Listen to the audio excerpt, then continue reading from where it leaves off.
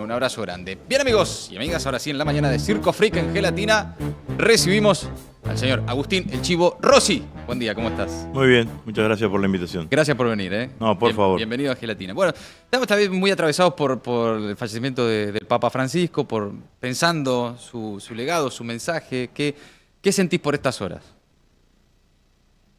Bueno, sin duda que esta denominación que ha aparecido hoy fundamentalmente en los diarios de Europa, en los diarios italianos, del Papa de los pobres, es la definición que me parece que más encaja en todo el papado y apostolado de Francisco, ¿no? Desde la propia, el propio nombre que él eligió para su papado de Francisco, por San Francisco de Asís, y las acciones que llevó claramente adelante.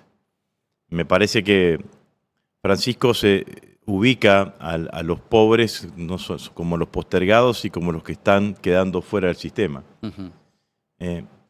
Digamos, la Iglesia tuvo una etapa en donde enfocó al trabajo y a los trabajadores y criticó fundamentalmente la ganancia excesiva de los sectores patronales y fomentó la organización de los trabajadores, los sindicatos y demás. Me parece que Francisco interpreta que hay otra etapa. Hoy el sistema no te genera trabajadores pobres, sino que te genera trabajadores excluidos. Y hay que incluirlos en esto. Y me parece que allí estuvo enfocado fundamentalmente toda su acción pastoral. Y después, bueno, una mirada de apertura de la Iglesia, ¿no? Una mirada de apertura sobre las diversidades sexuales, una acción muy fuerte hacia el interior de la Iglesia, condenando todo tipo de abuso, el posicionamiento alrededor de los migrantes, una voz fortísima en contra del liberalismo económico. Entonces me parece que sin ninguna duda ha sido un papado transformador. No fue un papado de tránsito, no fue un papa que pasa, digamos, ¿no? Se entronca con Juan XXIII, con Pablo VI, con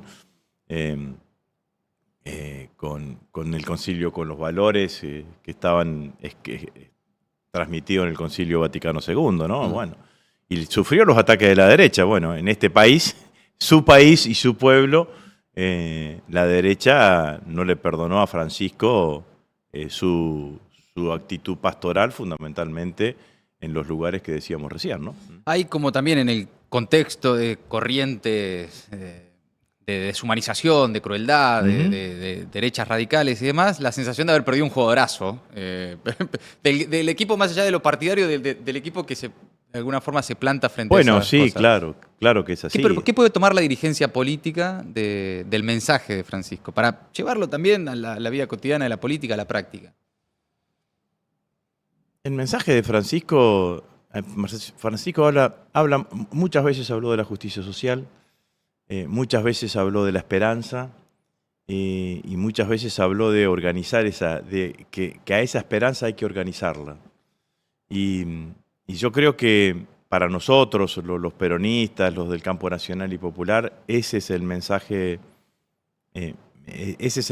más claro, digamos, ¿no? Los sectores populares, el que está excluido, el que está atacado y agobiado por este sistema político y este sistema económico, se refugia en algo que es la esperanza.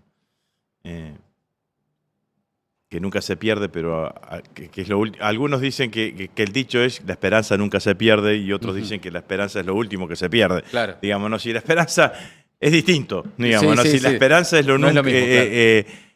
Si la esperanza nunca se pierde, bueno, la obligación de la militancia política, de los espacios políticos como nosotros, es organizar esa esperanza, es darle un horizonte en donde esa esperanza se concrete, que esa esperanza no te sirva solamente para resistir, sino que esta esperanza te sirva para empezar a caminar, hacia un determinado lugar. Después, Él ha hablado de la construcción de puentes, ha hablado que el todo es más grande que las partes, que las unidades están por sobre las diferencias. Bueno, me parece que esos son también miradas y sentencias y mensajes de Francisco que se deben utilizar y que hay que ver cómo se implementan en cada una de las coyunturas políticas, en cada uno y en cada uno de los países. Pero ciertamente puso a la Iglesia en el lugar de tratar de representar a los sectores más golpeados por un sistema económico que además está en una vuelta de rosca, digamos, ¿no? Porque el capitalismo ya no es el capitalismo fordista, ni siquiera es el capitalismo financiero, este tecnocapitalismo que tenemos, que busca la destrucción del Estado, cuando el Estado es la única herramienta que tienen los sectores populares como para generar modificaciones en la estructura socioeconómica para que la vida sea un poquito más justa, un poquito más equilibrada. Ahí cuando hablamos de la representación del mensaje de Francisco y de la Iglesia, la doctrina social de la Iglesia y el peronismo, ¿no? Tienen un vínculo, por supuesto, directo. Pienso en esos sectores que por lo menos está en crisis la representación con el peronismo, digamos. Por lo menos está en tensión, ¿no? Sí. Hemos visto sectores populares acompañando a Milei, trabajadores acompañando fuertemente a Milei. ¿Qué es hoy el peronismo? ¿Qué representa? ¿Cómo vuelve a conectar con esa representación que por ahí perdió? El peronismo debe ser la representación de aquellos argentinos que quieren vivir en una sociedad más justa, más igualitaria, más equitativa, con justicia social, con movilidad social ascendente, de aquellos argentinos que entienden que hay valores que son identitarios de nuestra sociedad y que debemos defender: la educación pública, la universidad gratuita, de aquellos argentinos que entiendan que el Estado no es una cuestión dogmática, pero sí que el Estado es el único espacio de poder que tienen los pueblos cuando ganan las elecciones, digamos, ¿no? Alguna vez Cristina dijo, cuando le hicieron un reportaje, dice, bueno, tuviste tanto poder. Tuve el poder que te da el Estado. El resto de los poderes están en manos de la derecha. Digamos, cuando la derecha gana las elecciones, dice, han cantado bingo en la sala, tiene todo, digamos, ¿no? Cuando los sectores populares ganan las elecciones, tienen el Estado como herramienta para tratar de disciplinar al resto de los sectores, al resto de los factores económicos, al resto de las corporaciones, detrás de un objetivo común y que dejen de pensar en su propio interés sectorial, que es el que tienen las corporaciones. A mí me parece que lo que puso en crisis y lo que hoy intenta debatir con este debate berreta que presentan, digamos, que es el debate cultural, pero el intento es debatir sobre los valores en los cuales está constitutivos de la sociedad argentina. El valor de la solidaridad, digo. Y esos valores tienen mucho más arraigo en la Argentina, históricamente, que el valor del sálvese quien pueda, digamos, ¿no? Que es lo que impera y lo que transmite el liberalismo, o el valor de que el que tiene poder, el que tiene dinero, el que tiene ingresos es más importante que el que no lo tiene. Todos nosotros yo nací en un pueblo en el norte de la provincia de Santa Fe. Si a mi mamá, a la vecina de mi mamá se le rompía la heladera, le decía, doña Pepa, traiga los huevos, la carne a la heladera hasta que se la arreglen, o si le cortaban la luz. Bueno, me parece que ese valor, el valor de la solidaridad, de la justicia social, bueno, son los valores que el peronismo tiene que representar y que el peronismo tiene que llevar adelante. Ahora, después el peronismo tiene todo un debate cruzado que tiene que ver con cosas que no se anima a debatir el peronismo. A ver, por ejemplo. Por ejemplo, nosotros tenemos una marcha peronista que dice combatiendo el capital. Ahora, nos pasamos años tratando de seducir al capital, que encima no nos da pelota. Digamos, ¿no? Porque los sectores económicos siempre juegan en contra de los movimientos del campo nacional y popular, y siempre han estado en contra de los gobiernos peronistas. Antes o después, durante, tardan un poco más de tiempo o no para ponerse, porque en realidad lo que buscan es maximizar su tasa de ganancia, y para maximizar su tasa de ganancia lo que tienen que tener es mayores niveles de explotación laboral, y con eso maximizan su tasa de ganancia, o como tienen ahora este famoso carry trade que le da tasas de ganancias importantes. Entonces, si uno se imagina un futuro gobierno nacional y popular, ¿qué vamos a hacer? ¿Qué va a hacer el presidente o la presidenta de un futuro gobierno nacional y popular? ¿Hablarle a los argentinos y decirle necesitamos más esfuerzo? ¿Otra vez le vamos a pedir esfuerzo a quién? ¿A los jubilados, a los pensionados, a los trabajadores? ¿Quién va a poner el esfuerzo para sacar la Argentina adelante? Bueno, tienen que poner el esfuerzo para sacar la Argentina adelante los que están llevándose la compala ahora. Esto me parece que el peronismo tiene que proponer, tiene que definir. Yo me imagino que después de estos 4 años de experiencia de Milei, si tenemos la posibilidad de volver a gobernar la Argentina, tiene que venir un peronismo transformador, un peronismo disruptivo. Diría casi un peronismo, sé que no está de moda la palabra, pero un peronismo revolucionario. Un peronismo que venga a transformar, sí, porque si no...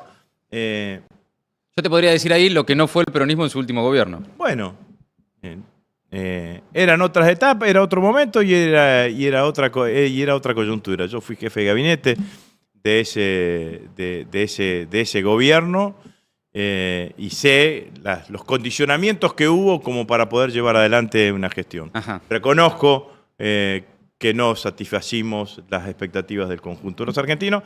Tampoco creo que ese haya sido el peor momento de la historia, ni comparto con aquellos que dicen fue peor que el gobierno de Macri, por ejemplo. Digamos, no comparto absolutamente en nada de eso, pues además la realidad demuestra que fue absolutamente distinto. Macri dejó el doble de su ocupación que nosotros dejamos.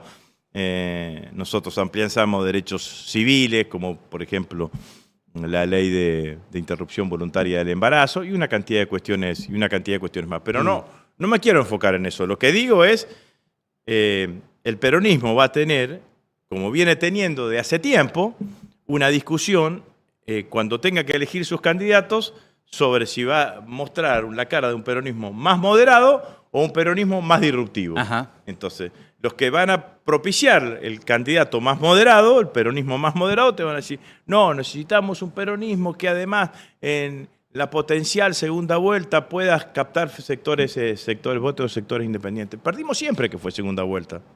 Entonces, primera conclusión, no hay que hacer una estrategia para ganar en segunda vuelta, hay que hacer una estrategia para ganar en primera vuelta. Y para ganar en primera vuelta lo que necesitamos es generar los candidatos que sean los que resulten elegidos. Lo que se necesita generar es un proyecto y un mensaje que enamore a gran parte de la sociedad, argentina. Y yo creo que el mensaje tiene que ser un mensaje de certeza. Milei dio certezas, que después no cumplió ninguna. Dijo, voy a terminar con el Banco Central porque es el causante de la inflación. Bueno, nosotros también tenemos que dar certezas de lo que queremos presentar en el gobierno. Vamos a seguir sosteniendo tasas de exenciones impositivas enormes a empresas que son multinacionales, o como la de Mercado Libre, Mercado Pago, de Galperín, que encima tributa él personalmente en Uruguay. Bueno, yo en el año 2006, apenas había llegado yo al Congreso, 2007 hicimos lo que fue la antecesora de la ley de la industria del conocimiento, que fue la ley del software. No estaba pensada para Galperín. Era una ley de fomento. Las leyes de fomento, ¿cuáles son? Son aquellas leyes en donde el Estado fomenta un determinado tipo de actividad porque cree que esa actividad le va a hacer bien a la Argentina, que además va a ser una actividad que va a generar dólares exportables, bueno, por distintos motivos. Bueno, estaba pensado en la pequeña y mediana empresa chica. El presidente de la Cámara de la Industria del Software era en ese momento un muchacho de Rafaela, del interior de la provincia de Santa Fe, y resulta que la mayor cantidad de beneficios impositivos hoy se los lleva a la empresa, que es la empresa valorada más grande de la Argentina. Es ilógico. ¿Cómo le vamos a seguir dando beneficios impositivos que están reglamentados por una ley? Bueno, hay que modificar esa ley. Y hay una cantidad de cosas que van claramente en este sentido. ¿Sí? Ahí vos lo que vas viendo es la conformación de un programa, ¿no? De una idea. Pero bueno, también esto de más moderado, más combativo, de alguna forma te lleva a pensar en las personas, ¿no? ¿Quién puede encargar eso? Más allá de los nombres. ¿Hay en este momento, o no, eso te pregunto, una disputa por la conducción del peronismo? ¿O qué es lo que se está discutiendo, particularmente en la provincia de Buenos Aires, pero en definitiva a nivel nacional? Bueno, lo primero que quiero decir es que es en la provincia de Buenos Aires. Se vive distinto. Yo vengo de Rosario. En el interior se vive distinto. Una disputa que, por la característica y la envergadura de los personajes que están disputando en la provincia de Buenos Aires, obviamente que tiene implicancias nacionales. Sí, claro. Nadie discute el liderazgo de Cristina a nivel nacional, nadie discute a Axel su presente y su potencial proyección como gobernador de la provincia de Buenos Aires. Yo creo, lo conozco a ambos, la conozco a Cristina, en la inteligencia de ambos que van a poder gestionar, adecuadamente este tránsito, el tránsito de acá de las elecciones parlamentarias, que son importantes porque es la manera que nosotros tenemos y que tiene el pueblo argentino de ponerle un freno a Milei.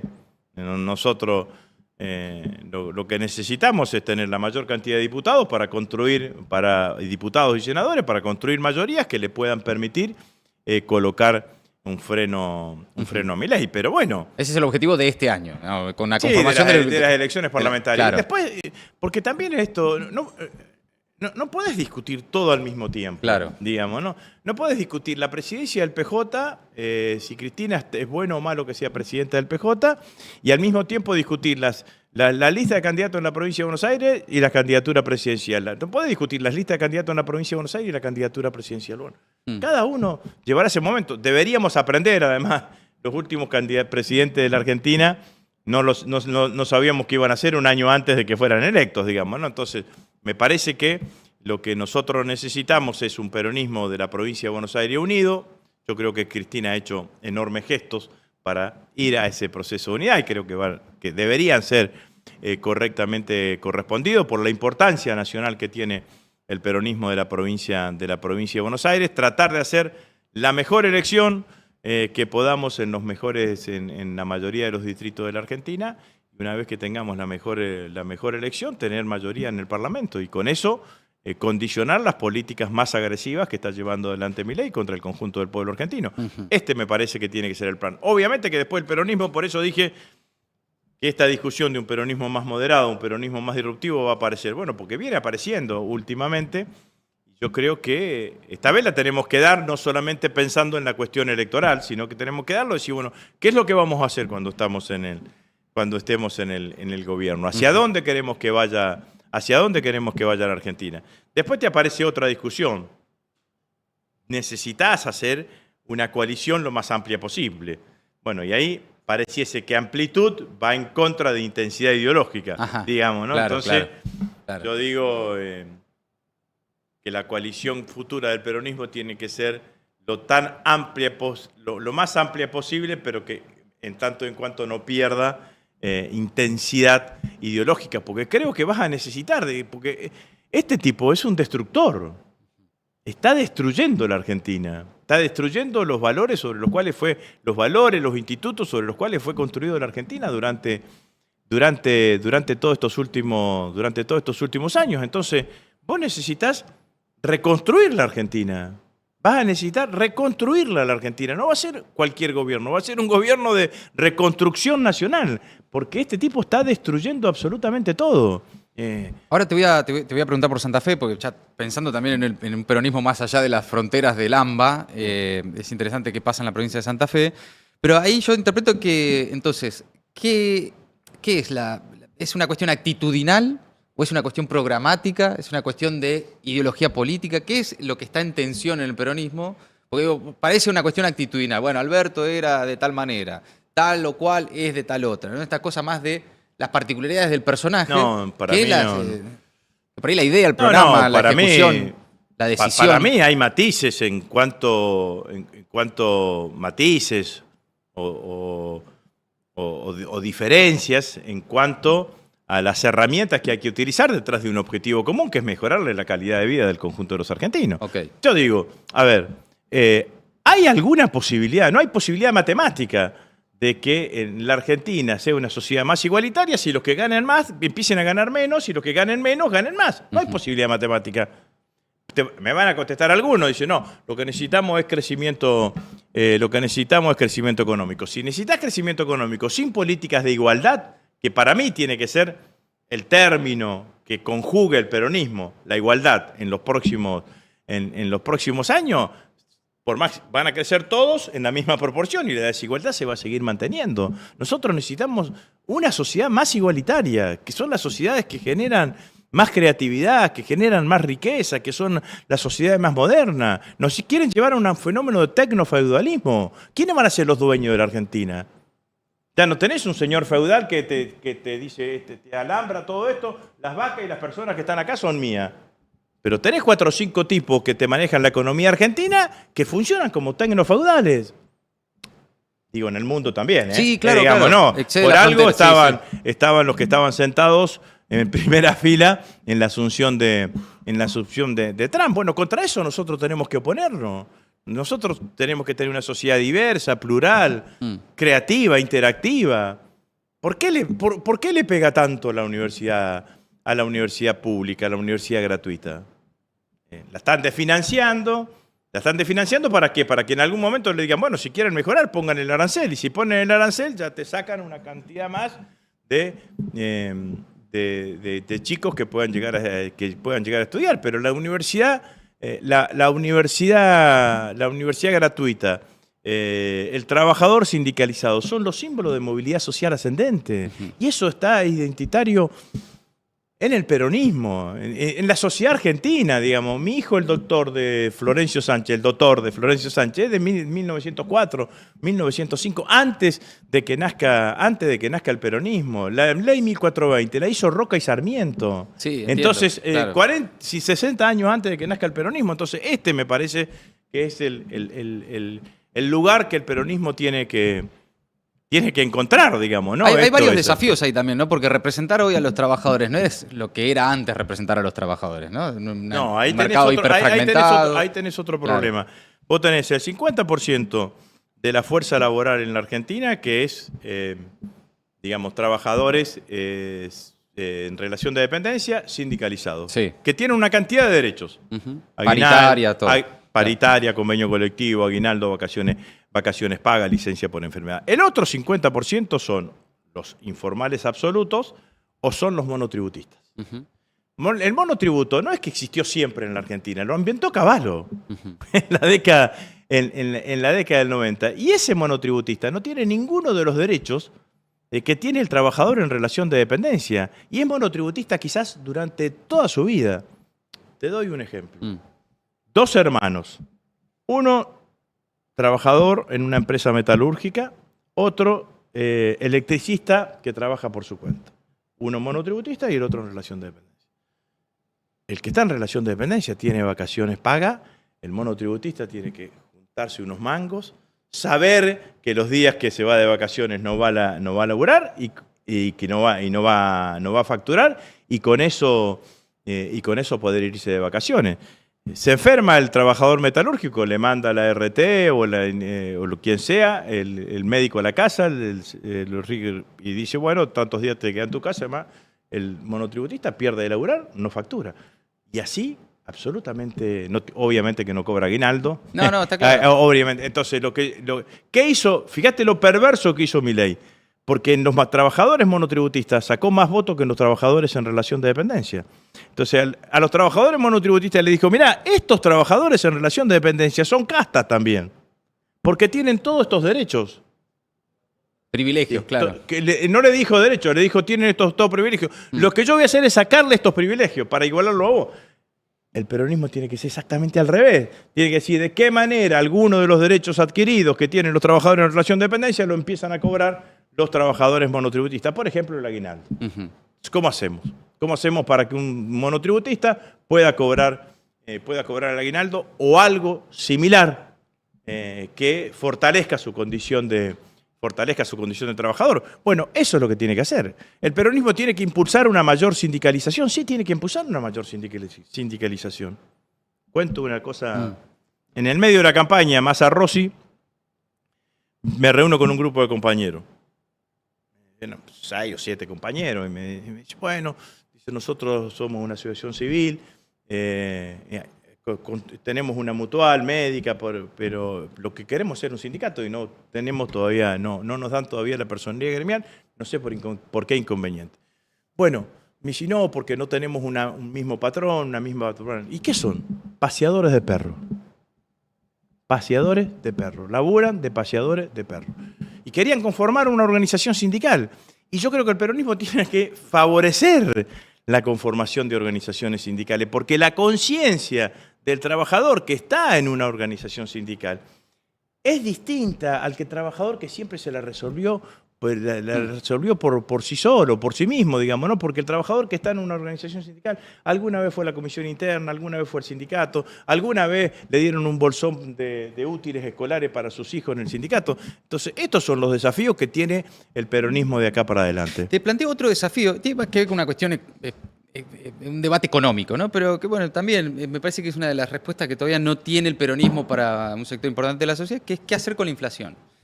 Porque muchos tienen el recuerdo de su poder adquisitivo pulverizado por la inflación de los últimos años y dicen, che, mira, me pongo en el lugar del que dice, che, sí, todo lo que quieras, pero ahora la inflación está en 2 puntos, 1 punto. El propio gobierno diría, sí, todo lo que quieras, pero yo bajé la inflación, controlé el dólar, la gente está tranquila Sí, en ese bueno, sentido. Pero ¿cuál es la respuesta también del peronismo a eso? La inflación de este último mes del 3,7% es una inflación más alta de todos los años que gobernó Cristina. Digamos, esto es así. Nosotros nos criticaban porque teníamos inflación de 2 puntos mensuales, o 1,8 y 1,8. Entonces... en la época de Cristina. En la época de Cristina. Después, yo creo que mirar la economía solamente desde ese lugar es una mirada equivocada. No equivocada, incompleta, para ser absolutamente justo. Lo que ha demostrado este gobierno de Milei, y ha venido demostrando durante todo este último tiempo en la Argentina, es que en la Argentina lo que no se puede hacer es política económica sin dólares. El gobierno de Milei, el jueves antes de anunciar el acuerdo con el fondo, estaba groggy. Y estaba groggy porque se le habían vaciado las reservas, que había tenido un colchón de reservas con la devaluación apenas asumió, que había tenido un segundo colchón de reservas cuando fue el blanqueo, que le dio arriba de 25.000 millones de dólares, y necesitaba tener un colchón de reservas, necesitaba dólares. ¿Para qué necesitaba tener esos dólares? Necesitaba tener esos dólares fundamentalmente porque con una mayor cantidad de dólares puede tratar de anclar el tipo de cambio, que fue lo que hizo hasta antes del acuerdo con el fondo, y al anclar el tipo de cambio es el anclaje que tiene para el proceso inflacionario. Por eso, el mes pasado, independientemente de la variación estacional de la carne, cuando se disparó la brecha, se le subió la inflación al 3,7%. Y en alimentos 6%. Sí. Y en alimentos 6%, y todos pronostican que vamos a tener abril, mayo, en mayo y en junio vamos a tener inflaciones altas y vamos a andar entre los tres meses, abril, mayo y junio, alrededor del 12%. Entonces, sí, entiendo las críticas al sistema, al modelo de Milei. Yo insisto que hay, para mí, vacante todavía una explicación para la sociedad por parte del peronismo de cómo le van a garantizar que los precios no se vayan al carajo cuando gobierne, ¿no? Porque digo, yo entiendo que no es incompleto si solo pensás en la inflación, pero mucha gente piensa en la inflación. Bueno, sí. El mandato principal de Milei fue bajar la inflación, más allá después de esto que está pasando en Pero nuestro te vuelvo a decir, el mandato principal de Milei fue bajar la inflación, pero no la bajó, digamos. Cuando yo digo, porque si no pareciese que los años que gobernó Cristina, la inflación estaba por encima, la inflación estaba por encima de los indicadores que tomó Milei. Y nosotros gobernamos con niveles de crecimiento económico. Entonces, lo que uno busca permanentemente en una economía de un gobierno peronista, tendría que buscar una economía que crezca lo suficiente. Claro. Para tener un volumen de saldo exportable importante que te permita acumulación de reservas. Que no te falten dólares. Claro. Que no te falten dólares y que fundamentalmente no revientes los dólares en el mercado de cambio, y tener un ancla antiinflacionaria que sea acuerdo de precios, fundamentalmente esos acuerdos de precios que te permitan tener un sendero de la inflación absolutamente razonable. Entonces, esto es lo que me parece. Ahora, la Argentina, la deuda económica que tiene es una deuda económica de faltante de dólares. Cuando la Argentina tenga, no sé, 100.000 millones de dólares de reservas netas en el Banco Central, esos 100.000 millones de dólares le va a permitir darle una estabilidad macroeconómica lo suficientemente importante, que es lo que tiene Brasil. Brasil tiene hace 20 años 300.000, 400.000 millones de dólares en su Banco Central y eso le da una estabilidad macroeconómica que la Argentina no tiene. Entonces, el camino es más difícil, el camino claramente es más difícil, pero el camino es menos costoso. Porque si vos me decís... Por el costo social de bajar la inflación de esta forma, decís. Claro, si vos me decís, yo bajo la inflación, pero tengo recesión económica. Sí, o a costa de las jubilaciones, de los ingresos. Yo bajo de la inflación. Bueno, la baja de las jubilaciones y la baja de del salario del sector público te produce una baja del consumo.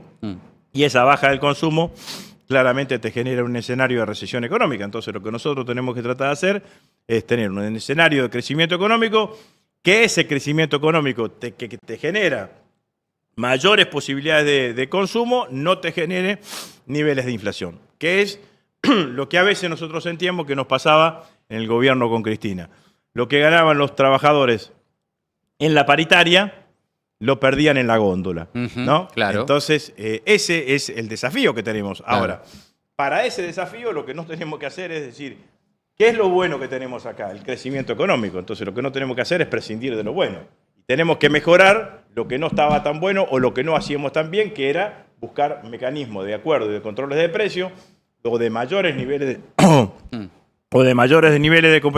de competitividad que te permitan ir a encontrar ese camino. Te voy a dar eso, toma agua. Te iba a dar un mate, pero no está ya hace rato, está medio frío. Te lo iba a dar, pero digo, capaz que prefiero no darle el mate. No están en las mejores condiciones. Chivo, no quiero terminar esta charla sin preguntarte por Santa Fe. Sí. ¿Qué diagnóstico tenés, qué análisis tenés de la elección que se realizó ahora? Sí. De cómo fue el peronismo unido, pero también con alguna fragmentación, y qué tipo de elección realizaron. Con una baja participación también en Santa Fe, ¿qué diagnóstico tenés de esa elección? Es un poquito más complejo, digamos, ¿no? En Santa Fe se votaron constituyentes para reformar la Constitución. Sí. Todo se hizo a las apuradas, desde la necesidad de la declaración de la reforma, que la hizo el gobernador cooptando un sector del peronismo, el sector encabezado, liderado por el ex gobernador Perotti, que a cambio de darle la reforma electoral se llevó un miembro de la Corte, ampliaron la Corte, digamos, una negociación abierta, sí, digamos, sí. no. Se vio todo. No a oscuras. Se hizo en 15 días, se sancionó la reforma de la Constitución. No hubo consulta previa a los actores de la sociedad civil. No se habló ni... Digo, con los mínimos, ¿no? Las cátedras de Derecho Constitucional en las distintas universidades que existen en la provincia de Santa Fe, los colegios profesionales, no hubo absolutamente nada de eso. Se puso la elección de constituyente definitiva el mismo día que había paso para concejales e intendente. En Santa Fe todavía la ley de paso para cargos provinciales existe. Entonces vos fuiste a votar el mismo día que votabas paso de concejales. Constituyente. Constituyente en forma definitiva.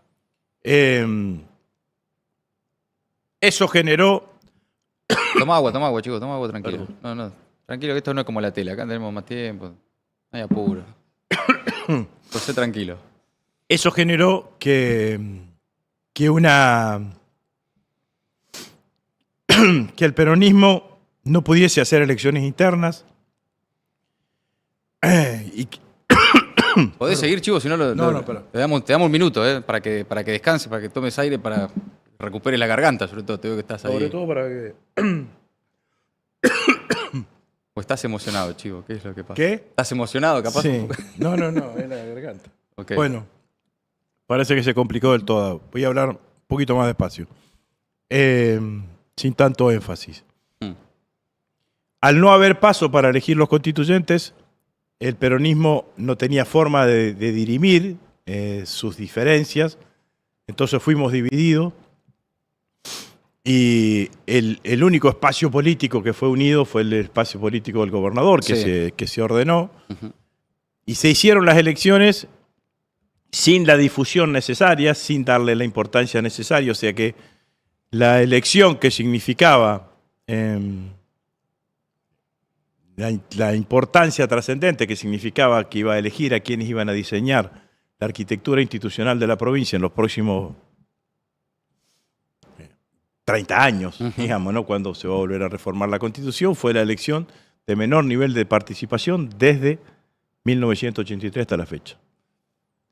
En términos efectivos, el gobernador, que fue el que ganó las elecciones, sacó el 17% de los votos, sobre el 100% de los ciudadanos habilitados para votar.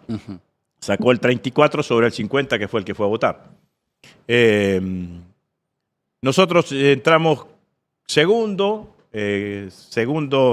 en uno de los sectores del peronismo, que es el que encabezaba Juan Monteverde. Sí.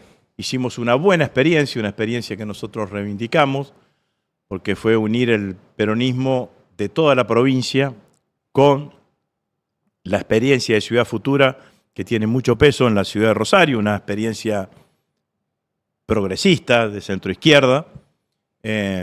Y en poco tiempo de campaña logramos una buena elección. Vamos a ser los que tenemos el segundo nivel de la segunda número en cuanto a cantidad de constituyentes.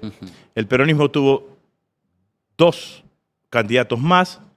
Uno, el senador Lewandowski, que sacó el 8% de los votos, y otro candidato que sacó el 2% de los votos. En total, cuando uno suma la cantidad de votos del peronismo, es el 26-27%, que es las elecciones tradicionales que tiene el peronismo en la provincia de Santa Fe, van entre el 27% y el 32%, o sea que no estamos tan lejos de lo que es nuestra votación tradicional. El desafío que tenemos ahora es que los 2 sectores que sacaron convencionales coordinen su tarea en la constituyente y reunificar el peronismo en vista a la elección de diputados nacionales. Bien. Porque yo creo que la elección de diputados nacionales en Santa Fe va a ser una elección donde no va a haber 2 espacios políticos, sino que va a ser de tercios. Va a estar los libertarios, vamos a estar nosotros, y el gobernador seguramente armará su lista, y en ese escenario nosotros tenemos posibilidad de hacer una muy, muy buena elección. Chivo, se recuerdan mucho, por último, por ahí no los 20 y picos que nos miran, pero muchos recuerdan tus intervenciones en la Cámara de Diputados. Sí. ¿Vas a volver? ¿Vas a ser candidato? Sí, voy a ser candidato. Voy a tratar de ser candidato. Todavía no va ¿Vas a ser candidato a diputado nacional? Ah, de diputado nacional. La verdad que estoy trabajando hace tiempo en la provincia para tratar de... En este término voy a tratar en este tiempo voy a tratar de intensificarlo, de construir una lista lo más unitaria posible, como dije recién, integrada con compañeros y compañeras candidatas de comprobada adhesión a nuestras ideas, y que vayan a la Cámara de Diputados a votar en contra de las iniciativas del gobierno de Milei. Nosotros necesitamos compañeros y compañeras que vayan a fortalecer las posiciones políticas que han sostenido mayoritariamente los bloques parlamentarios. Digamos, no hay que ponerle un freno a Milei en el Congreso de la Nación, y para eso hay que ganar las elecciones, digamos, ¿no? Entonces hay que tener buenos candidatos, y también candidatos que sean capaces de ponerle un freno a todas las políticas que está llevando adelante el gobierno de Milei, y no que nos encontremos muchas veces como nos encontramos con sorpresa, digamos, ¿no? Con los cuadros de la vida, digamos, ¿no? Me parece que en eso también, no solamente en Santa Fe, sino en toda la provincia, tenemos que ir por ese camino, ¿no? Bueno, va a ser candidato el Chivo Rossi a diputado nacional en la provincia de Santa Fe, lo acaba de confirmar. Para quienes no recuerdan o no lo conocen, vayan a ver aquellas intervenciones de madrugada en la Cámara de Diputados, largas, defensa de proyectos. ¿Te acordás lo que eran esas roscas hasta tarde? Eran interesantes algunas. Hice un libro con eso. Hice un libro que se llamaba Hombre de Palabra, donde recogí las intervenciones ahí. Las intervenciones en ese momento. Bien. Me pasó algo, no sabía si lo contaba, pero lo cuento. Pero toma agua antes de contar algo, chicos, que se viene. Atención. Me pasó algo con el día de la designación del Papa Francisco. Ajá. Nosotros estábamos en sesión. En una sesión especial que habíamos pedido para homenajear ¿a quién? Al comandante Hugo Chávez. Porque recientemente había fallecido Chávez, digamos, ¿no? Entonces, en el medio de la sesión, el presidente de la Cámara, que era nuestro, Julián Domínguez, que es un católico de práctica Sí, cotidiana, sí, claro. entra al recinto de la Cámara de Diputados y se pone en el lugar de la presidenta y dice, habemus papa, y ese argentino es Bergoglio. Toda la oposición aplaudió. Ajá. Y nosotros estábamos ahí porque veníamos con esa cosa Había una tensión. media tensión de Bergoglio. Y yo tenía que hablar y yo digo, justo ahora tiene que pasar Claro. esa situación. Y bueno, terminamos el homenaje a Chávez e hicimos una sesión especial de reconocimiento a Bergoglio. Y Cristina, que fue a la asunción a la entronización de Bergoglio como papa, armó una delegación pluripartidaria. Fuimos no solamente Cristina y algunos de los ministros, sino que fueron todos los presidentes de los bloques parlamentarios del Senado y de la Cámara de Diputados. Agustín, gracias por haber venido. No, muchas gracias a ustedes. Agustín, el Chivo Rossi en Circo Freak. Presten atención a este contenido.